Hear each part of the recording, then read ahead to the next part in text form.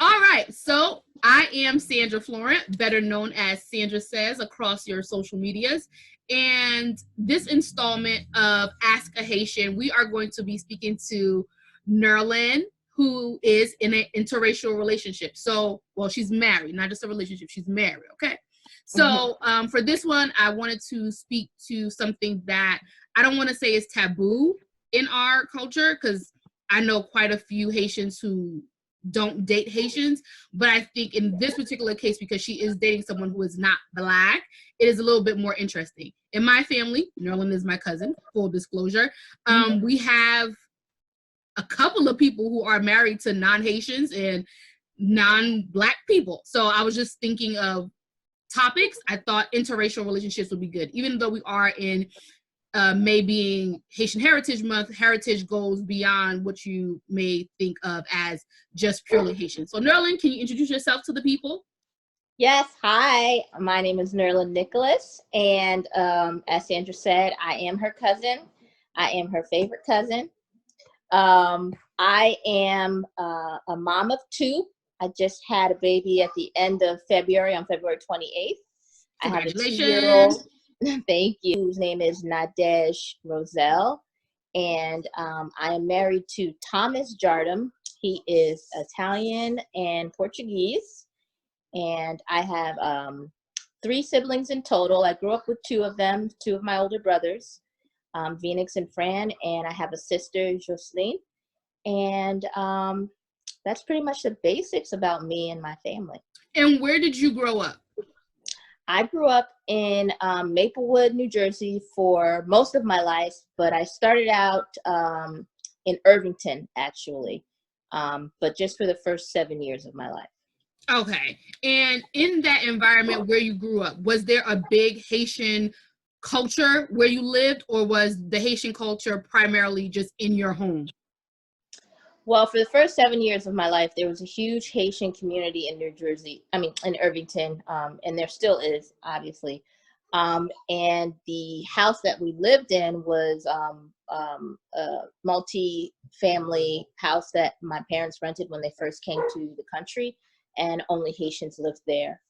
And when I moved to Maplewood, there was also a big Haitian influence, especially being so close to Irvington.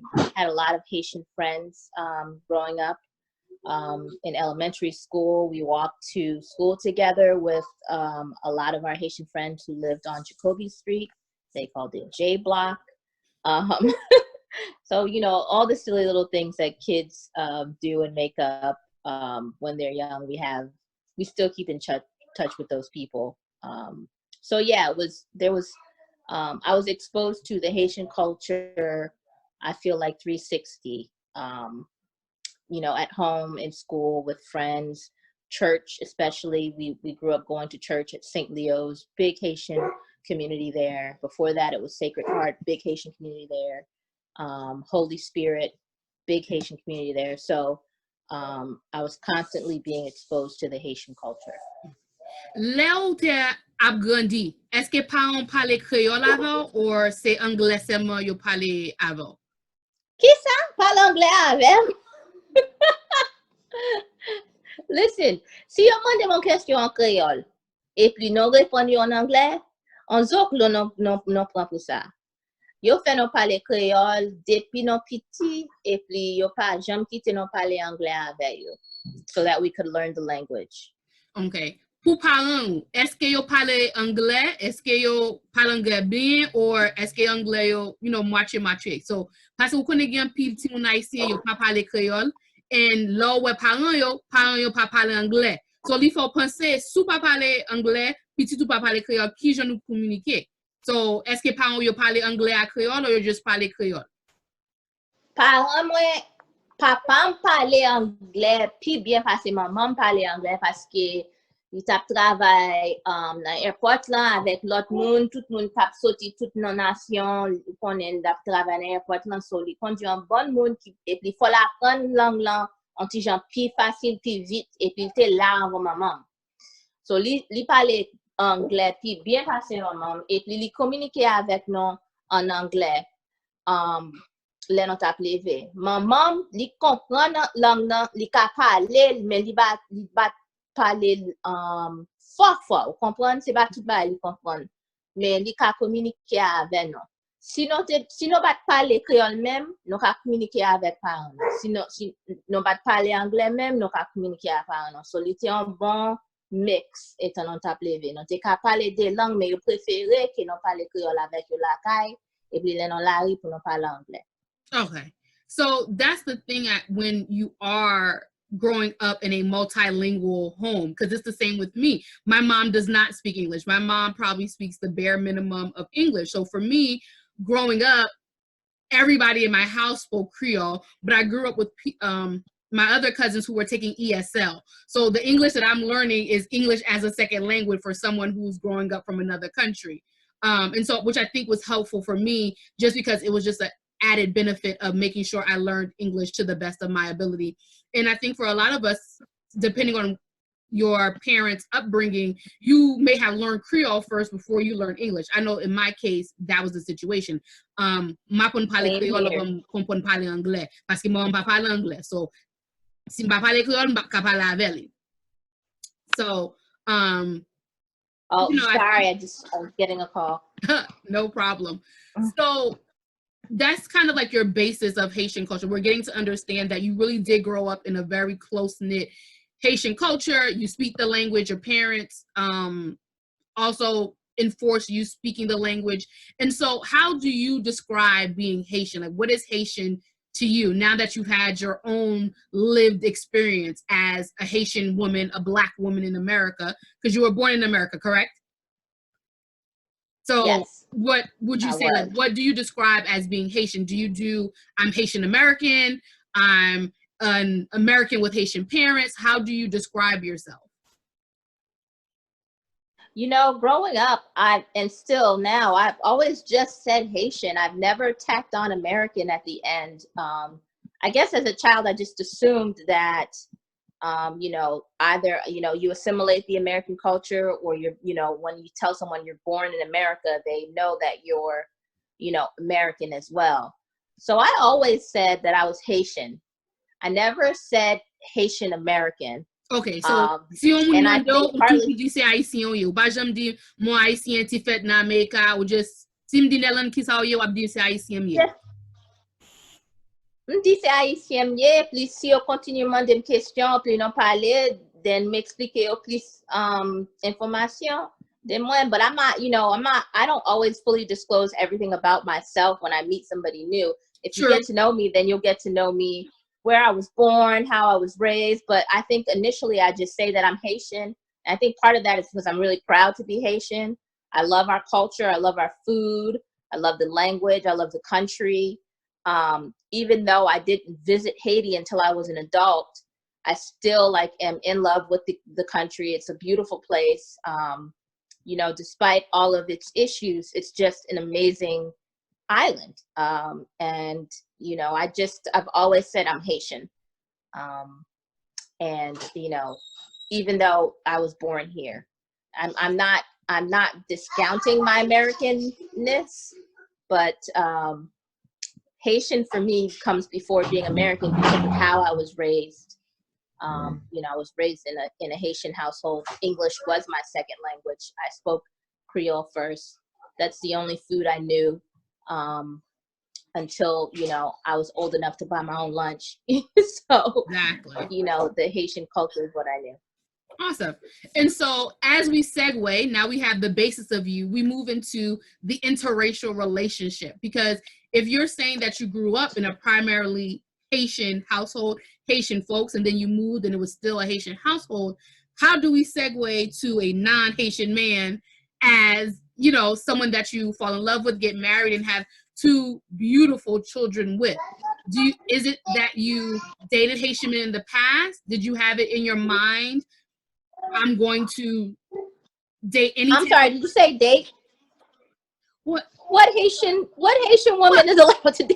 Parce que nous dit comme ça, ou fait na Amerika. A moun Amerike fait ba yo différent. So mba kone si pa an kito, you know, fait boyfriend, girlfriend, or si yo do one no college la, lo fini college la, for marié. So mba kone, mande question, n'importe sa besoin di mou met di mou. But, est-ce que te ide a nan tête ou, le m'a maye on haïtien, and then ma ou vini et pou changer ide, or est-ce que te just n'importe moun bon Dieu mette pou mwen, m'a maye li. Because I know for some of us, we are in, I want to preserve my culture. So to preserve my culture, I'm going to marry a Haitian woman. I'm going to marry a Haitian man, no matter if someone from another culture is interested in me. Because I have friends of other cultures and they dated other cultures, but they knew in the end they were going to marry the person from that culture. So I just want to know, from your experience as marrying interracial and dating interracially, what led you to do that? Was it a conscious decision, or was it just something you were following your heart and you said, you know, this is the person that I love and it doesn't matter what they look like, if they're not part of my culture, but maybe they embrace my culture, that's the next best thing? Well, you know, it's interesting in my case. I think I'm very blessed and very lucky, and I feel like just as truly who God has meant for me to be with. Growing up, my mom especially really instilled in me to and this wasn't like something that was spoken. It was just by action and how she raised us. There weren't many conversations about dating outside of the spiritual talk of marriage and dating and what it's supposed to look like in God's eyes. There was no talk about what type of person you want to date. There was no talk about preserving culture. So how did you figure that out? Was that something you figured out yourself? You just had to do it? Because that's kind of how some of us might fall into fault. Because if no one's telling you this is how you pick a mate, because that's very high level. Spirituality, this, that, husband, wife, but no basis of this is how you pick the husband or the wife. You know, this is how you do it. So how did you come up with that? It was so by example, you know, and I think part of not having the conversation is because I think my parents wanted that base, that bar to never be lowered. When you talk about high level, this is how you pick somebody. I don't think they ever wanted that level, that bar to be lowered. Even though there's a lot of minute things that go into understanding yourself, understanding commonalities and differences and beliefs. I think they trusted that life and our examples would kind of drive good decisions in that regard. But I feel like really the prayers of my mom and the blessings of God have me where I am right now. Mm-hmm. In terms of preserving culture, I'm sure, you know, they would have loved for me to marry somebody who is Haitian, because a Haitian person understands culture, understands food, understands language. But the man that I married actually speaks Creole, loves Haitian food, and lived in Haiti for 4 years. Round of applause for my man. Round of applause. So, you love to see it. Although si yo maye avon un moun ti pa haïtien, li pa kompon tout ti ba yo fe. Yo pa kompon lang nan, yo pa preme manje ya, yo ap chanje moun nan. So, pou di kon sa ke moun ou maye ya, li remen bagay haïtien. E pi li remen li, se pa pou an jan pou li bese l ba ou li kwa li pi bon pase li, but li remen li, e pi li ap entre an de dani, you know? It's not like it's a fetish. Haitian is not a fetish for him. It's because he loves the Haitian culture. I know he's been to Haiti with you. So it's not something where, you know, he has a fetish for Haitian, you know, he loves, oh, I love that when you guys dance. Oh, do you guys do voodoo? No, he really loves the culture. He really loves the people. And that's something that I think sometimes scares maybe some of us, millennial, Generation Z, even our older parents, even when they came to America, because even in our family, we do have some of our older generations who are married to Americans. And it's like, they're a little bit more American than they are Haitian, and they just never really assimilated into the Haitian culture. It went the other way around. So I think that's something that important that you said, is just he embraces the culture and you didn't have to like force it on him. No, I mean, I met him and he was already speaking the language. Actually, okay, let me just rewind a little bit, give a little history, a little background on how we met and how we came to be husband and wife. But I just want to go back really quick to how your parents raise you. I think my parents raised me to be open-minded, to love everyone as God's children and not to judge. So even if I didn't marry a non-Haitian who understood the Haitian culture and married an American or a Jamaican or a Asian, my parents would have been accepting of that person regardless, because they really instilled in me. They love to preserve the culture, but they always set an example as seek a God-fearing man, and everything else will fall in place. And so that's what I felt like came together. My husband, Thomas, I've known him for almost 13, 14 years. We met back in college. We had mutual friends, but weren't necessarily directly friends. But we had a lot of the same friends in the same circle. So you had a diverse friend group. We had a very diverse friend group. And right? Something that's funny. I was very reserved growing up, very shy, but always super confident because of how my parents raised me. They raised me to be confident. They always told me I was very smart, I was beautiful, but they always said, you know, Haitians say you don't need friends. So I wasn't allowed to do a lot of the things that most American children can do. But I also think I wasn't exposed to a lot of worldly things in that respect as well. Right. However, I did resent some of that. Like I wanted to go on sleepovers. I wanted to hang out. I wanted to do those things. I wanted to go to camp. I'm still mad I never got to go to my 5th grade camp. I do baka na camp, baka fe sleepover, tout ba na camp. Ni a moun yo kwese l'argent man bagay pou baka na camp la. No. I was like, well, y'all in trouble. Haitians are very, very protective of their children. And you know, I don't blame them, but you know, you just weren't allowed to do a lot of the things. So I didn't grow up with a lot of friends. However, because of where I lived and the demographic of the people in my town, I was exposed to diversity from day one. So there were a lot of different types of people. So again, life experiences in its own way just prepared me to be where I am right now. Now, my husband, I've known for quite some time, but we only started dating, I would say, 6 years ago.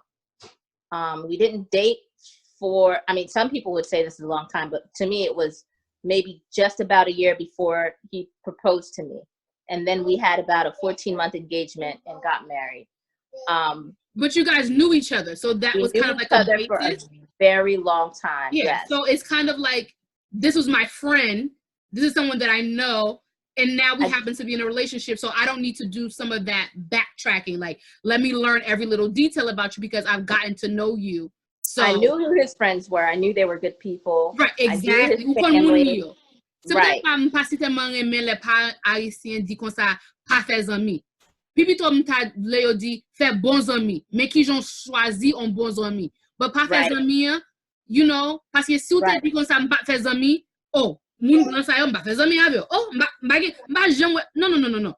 Then you could have missed out on something. Not saying you would not have married Thomas, but it might have came later in life, you know? Right. You know how you hear those misloves type of stories? So I think sometimes growing up Haitian and just not being exposed to different cultures and our parents not letting us do certain things, it puts you behind where, you know, we all might live in a 5-block radius and no one goes on vacation. And then you go to college and your friends are telling you they summer in the Hamptons or they go to the Jersey Shore every weekend. And then have those experiences to share in college. Yeah, I was like, we summer where? I don't. Vacances? I don't know, l'école la fermée, mana la berry, you know, things like that. So I think it's just, I love the idea of Haitian people just stepping outside of their traditional, you know, the traditional. I will say this type of person.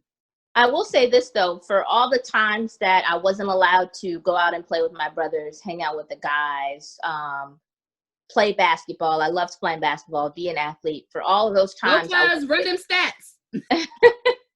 I was expected to be in the house and learn how to cook and learn how to clean and learn how to keep your house in order. So I am actually very grateful that I was taught that, because I do have I have a husband who loves the Haitian culture and loves the Haitian food, and I can make that food for him. And he, experienced it firsthand before me. He wasn't introduced to the food by me. He lived in Haiti for 4 years, volunteering and building up schools and infrastructure in the country after the earthquake happened. So in 4 years, learned the language, learned the culture, and learned to love the food. And so I just think it was kind of like, a divine intervention that this man that I knew 13 years ago didn't really have contact with constantly for a span of 10 years, ended up just meeting up again at a friend's like wedding, and then kind of things took off from there. But for that span of time, he was becoming more Haitian, if that makes sense. And how did you, like, his family, how was that integration or that meeting? Like, low entre na famille, parce que son moun blanc lié, gen moun, like, just parce que moun nan remon, tant que moun noir, ça parle de famille par là a besoin li avec un moun noir, So, qui genre relation ça te, là, rentre, and they're like, oh, this is your girlfriend? Oh. Bon. I'm really blessed parce que li gen bon parent li leve li yon nan 7 timoun. 7 petit amoué. 7 timoun, yeah, li gen 4 frères. Non. Yeah, li gen 4 frères, li gen 17. 7 timoun. Bon Dieu. 7 timoun, yeah. Et puis tous les 7 c'est bon moun. Tous les 7 c'est bon moun. Yo leve dans l'église, parent li pa gen pièce problème à parler. Bagin pièce problème avec frère avec sérieux parce que yo tout lever même moun li on bon moun li bon caractère, même gens tout l'autre frère avec sérieux parce que parents yo lever yo pour yo remettre tout monde pour yo gain foi, comprendre pour yo réellement gain bon caractère. Yeah, so I didn't have any problems with his parents. His parents never gave me I not an inkling of disrespect or shade, none of that. Yeah. I think that's the fear that some people have with interracial dating, is just because the person you're dating loves you and likes you doesn't mean their family is accepting, because sometimes that person is the odd man out. Like sometimes that person that's into interracial dating, they're the odd man out in their family as far as, wait, what's going on here? So I think that could be a fear for people if, hey, I'm going into this situation and I might not be accepted by everybody. Would you have any advice for those that are thinking about interracial dating or how to open up themselves to interracial dating? Well, I will say this about his family. He has a brother that is married to a Bangladesh woman. He has another brother that is dating a woman from Brazil. His sisters they're very international. Black men. Yeah, very international. And so it's definitely not the odd man out in his family, but I think that's part of why it makes it an easier, more comfortable. Got you. Yeah, they've been exposed. To have seen that, before diving into it. So advice for people who want to date interracially, is that what you asked? Mm-hmm. I would say, if you want to preserve your culture, there's nothing wrong with that. I don't see anything wrong with that, so long as you don't come from a place of discrimination. So I feel like you can be open to preserving your culture, but as long as you're saying, I absolutely don't want to date this race because of this reason. Agreed. I don't like you can have your preferences, but you can't just say, I'm never going to date. I hate those people. Like, that's racist. And that's prejudice. You never know. You never know. That may be who God has for you. And there, like you said, I like the part when you said that he was in Haiti becoming more Haitian, and then now y'all got together. So he probably can tell you parts about Haiti that you may not know. I don't know. He got to spend more intimate time there. So maybe he knows the country better than I do. Probably does. He's lived there for 4 years. I visited there 3 or 4 times, and all in my adult, as an adult. So I would say, obviously, I don't think there's anything wrong dating interracially. I think for me, it was a much easier thing to do because he knew so much about Haiti, because he loves the culture, because he speaks the language. I do see where there might be some challenges in dating somebody interracially who might not be able to communicate with your parents. Yeah. You know, that can be a challenge, but he speaks fluent Creole with my mom. So I'm not experiencing those challenges. You lucked up. You lucked up. I did. You lucked up. So, parce que li ka parler créole avec maman, li ka parler créole avec famou, li pi facile pour entrer en dedans. But gen moun, le yo besoin, you know, faire ménage ou mariage avec un petit haïtien, li ka pi difficile pour yo. But it can be a little more difficult. Yeah.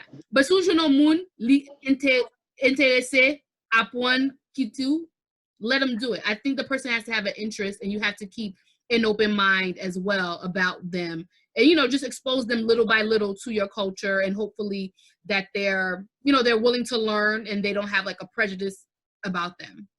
And be 100 transparent about what the Haitian culture is and how some Haitian parents might be, because you don't want them to be shocked. There are some really like, man, Haitian parents can be tough. They can be very loving, but they can be tough. But you know what? That's part of the resilience of being Haitian. Of you know, so many things that the country has gone through, but the people are just so resilient. But that's that, you know, and I think because it makes them a little bit more tough. It's a lot of tough love in Haitian culture. I wish we would balance some of that tough love with some real balance is the key word. You know, l'amour haïtien carré, but for balancer avec, you know, l'amour douce, you know, gentiment. But I think that tough love kind of prepares you for the rigors of life. And so, especially with interracial dating, the things that we have going on in America and not only in other parts of the world with Black people. So dating someone outside of your race that can also understand that aspect of it, you know, police shootings, that sort of thing. Like, they're sensitive to those issues. Political uprisings, like, oh, there's always something going on in your country. Well, you'd be upset too if the gas prices was $5 overnight. You know, so you just need someone that does understand that. These, yes, so cute. This is Ava Yolande. Yolande is my mom's Let me not wake her up. She'll probably sleep through this. So this is my second born. She is 10 weeks old, and I don't know if you can see Nadej. She's having some food. Can you see? Can you say bonjour? Say bonjour. Bonjour. Bonjour. So yes, what manger? So we both are teaching our kids Creole. So Nadej understands almost everything. She's not quite speaking full sentences in Creole yet, but she understands everything we say to her in Creole. She's pretty verbal for her age. She's 2 years old. She's complete sentences in English and is now starting to put several words together, forming sentences. Come on, cuz. Listen, so, we're on generation what? 3 now? Look. Floss on them, little cuz. Floss on them. Show out. You better show out. Show out. Yes. Like, listen, I'm fluent at 2. Fluent. Yes, I understand Creole at 2. Correct. And I speak English. Good. Now, is she learning, like, does your husband speak another language outside of Creole as well? So is she learning Italian and any of his languages? No, he doesn't speak Italian fluently or Portuguese fluently, but there are words here and there and some music that she knows with, like, from the culture. So she's not learning those languages fluently, but she's learning Creole fluently. Okay, so la apprendre Creole. So pour parents haïtiens, montre ti moun nou parler Creole. Même ti fête nan États-Unis, parents nous montre nous parler Creole. So pour l'autre ti moun yo, essayez avec yo parce que m'pa comprendre pour ça nous pas besoin monter ti moun yo parler Creole. Ou elle dit gen des ti moun kounya la monter yo parler Creole. Pas aucune raison ou pas montrer ti moun yo parler Creole. Li bon pour yo. Même si yo pas parler, faire comprendre Creole. Même si, you know, even if you don't speak Creole, it's good to at least understand it so you know what's going on. a lot of cultures, I know it's not just a Haitian thing, but for some reason that assimilation, no matter if it's in Haiti, America, Brazil, is just, we just want to assimilate to that culture, but not preserve our own. So you should learn the language. It's very helpful. Being bilingual, trilingual, is great. It's an asset for you later down in life, professionally, and just, we live in a global world now. So the more languages you know, the more languages you understand, or even read. If you can read Creole, you can get a good translator job.